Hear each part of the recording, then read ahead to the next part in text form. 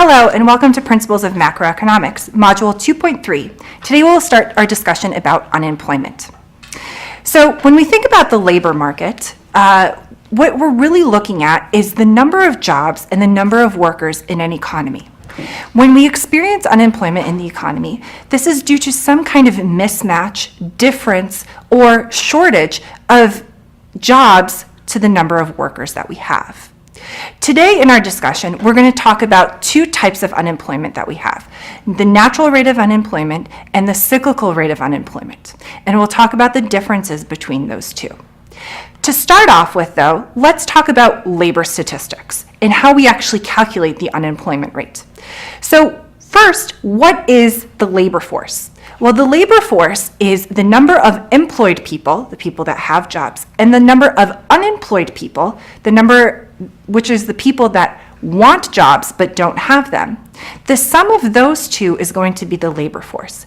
Now, it's important to note that the labor force is not the same as the adult population in our economy, because we're looking at specifically people that actually have jobs, the employed people, plus the people that want jobs but don't have them, the unemployed people. So now that we have our labor force, let's calculate the unemployment rate. The unemployment rate is going to be the number of unemployed people divided by the labor force. That's going to give us the percentage of the labor force that want jobs but can't find them. Another measure of the labor market is what we call the labor force participation rate. And this takes the entire labor force of our economy divided by the adult population. And this is going to be persons over the age of 16 that are part of our population. So the labor force participation rate is, again, the labor force divided by the adult population multiplied by 100%. Both the unemployment rate and the labor force participation rate are giving us the percentage of people in our economy that are either unemployed or the percentage of people that are part of the labor force. So let's work through an example here.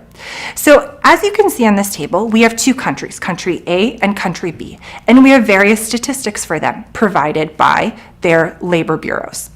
So we want to fill in the gaps. Here you can pause the video, try to work out the table yourself, and then continue with the video and I'll explain the answers.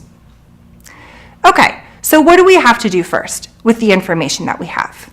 The first thing is, let's look at country A. We want to be able to calculate the unemployment rate.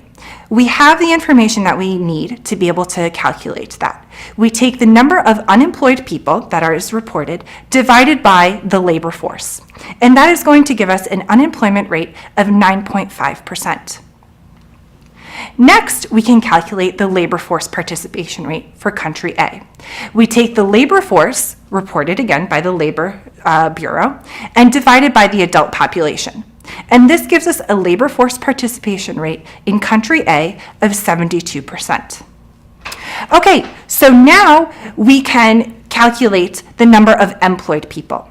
So we have the number of unemployed people, we have the amount of people in our labor force, right? So we can simply take the difference between those two, and that'll give us the number of employed people.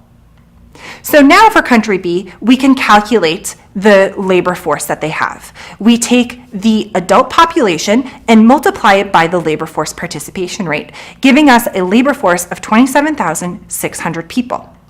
Okay, now that we have the labor force and we have the number of unemployed people, we're able to calculate the employed people. We take the difference between the 100% of people in the labor force minus the unemployment rate of 8.8%, and that gives us what we can call the employment rate of 91.2%. We multiply 91.2% by the labor force participation, 27,600 people, and that gives us the number of employed people of 25,171. So those calculations are one way that we can discuss what is happening in our labor market. Hopefully you have a better grasp of how to do those calculations now. So there are some limitations to what we see with the unemployment rate number.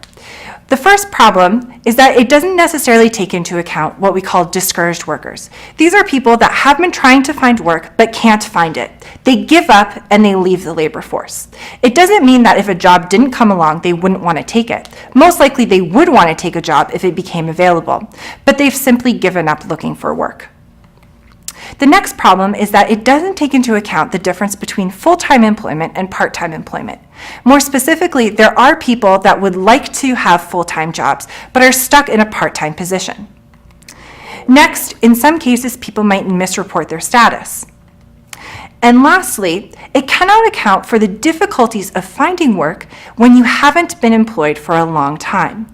We know statistically that the longer that you've been unemployed, it is more difficult for people to find work. So the difficulty or the ease with which a person can find work is not reported in the unemployment numbers and in labor statistics.